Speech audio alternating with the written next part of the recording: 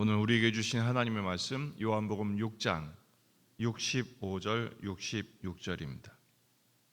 요한복음 6장 65절 66절 말씀 함께 읽겠습니다. 또 이르시되 그러므로 전에 너희에게 말하기를 내 아버지께서 오게 하여 주지 아니하시면 누구든지 내게 올 수 없다 하였노라 하시니라. 그때부터 그의 제자 중에서 많은 사람이 떠나가고 다시 그와 함께 다니지 아니하더라. 아멘. 본문에 계시된 주님은 어떤 분이십니까? 끝까지 주님을 따르는 알곡되기를 원하십니다. 예수님을 따르던 제자들 중에서 많은 사람이 떠나가는 장면입니다. 그때부터 그의 제자 중에서 많은 사람이 떠나갔다. 심지어 다시 그와 함께 다니지 않았다라고 말씀하십니다. 그때가 언제입니까? 65절 또 이르시되 그러므로 전에 너희에게 말하기를 내 아버지께서 오게 하여 주지 아니하시면 누구든지 내게 올 수 없다 하였노라. 이미 44절에서 나를 보내신 아버지께서 이끌지 아니하시면 아무도 내게 올 수 없다라고 말씀하신 적이 있습니다.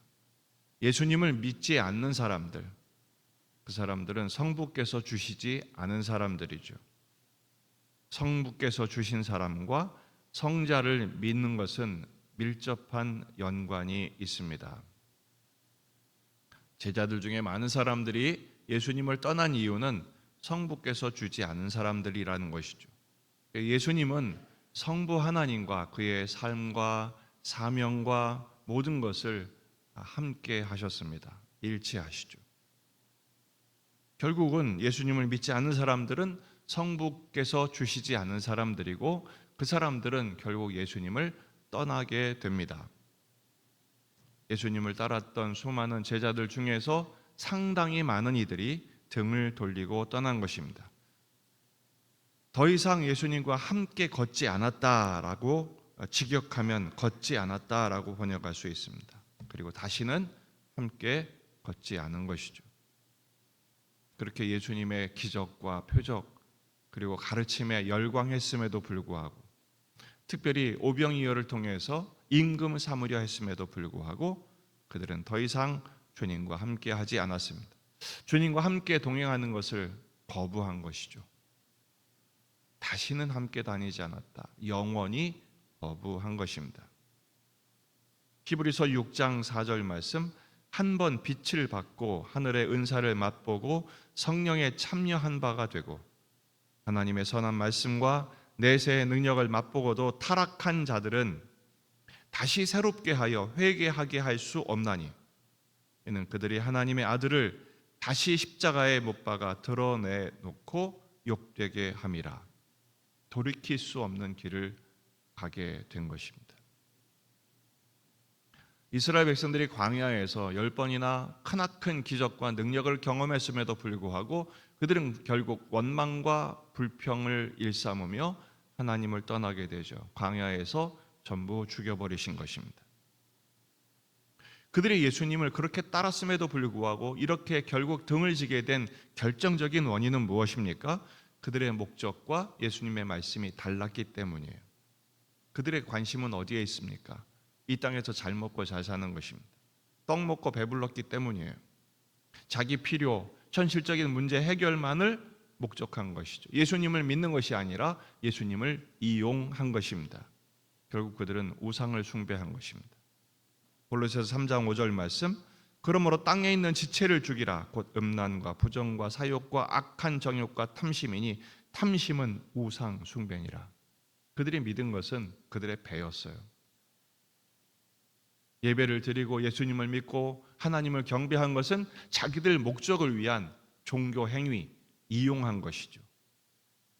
자기 탐욕을 위한 수단으로 삼은 것입니다. 그러니 그것은 우상 숭배죠. 수많은 예배자들 중에 우상 숭배자들이 상당히 포함되어 있다는 사실입니다. 물론 주님은 우리의 기도에 응답하십니다. 은혜를 베풀어 주십니다. 역사해 주십니다. 그러나 그것 자체가 목적이 되어서는 안 됩니다. 그렇게 은혜를 주시고 응답을 주신 이유는 무엇입니까? 그 은혜를 주신 주님과 사랑하자. 그 주님께 더욱 가까이 가자. 그 주님을 만나자. 그 주님과 동행하자. 이게 주님의 최종적인 목적인 것입니다. 지자들을 부르신 목적도 여기에 있습니다. 사명보다 우선되는 것은 하나님을 만나는 것입니다. 예배하고 그 하나님을 경배하고 그 주님과 동행하시는 거예요. 마가복음 3장 14절 이에 12를 세우셨으니 이는 자기와 함께 있게 하시고, 첫 번째 목적이 뭡니까? 예수님께서 제자들을 부르신 첫 번째 목적은 함께 있게 하시고, 그리고 보내서 전도도 하고 능력도 주시고 그러는 거예요. 제일 중요한 것은 하나님을 만나는 것입니다. 여러분, 이 시간 하나님을 만나시기를 바랍니다. 하나님을 경배하십시오. 그 주님과 동행하십시오. 주님은 그 어떤 것보다도 가장 우선되는 최고의 목적은 주님을 사랑하는 것입니다.